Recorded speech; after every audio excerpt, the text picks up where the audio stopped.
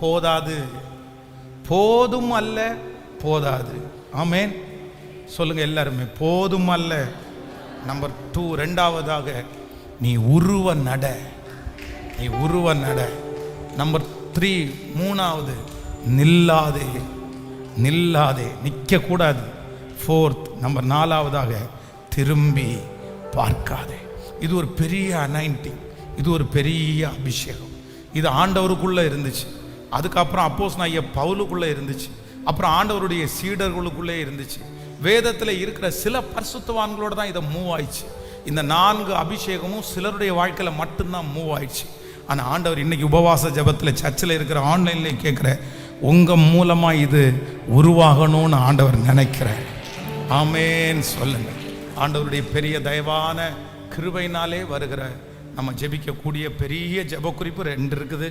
ஒன்று நாளை வர திங்கக்கிழமையிலிருந்து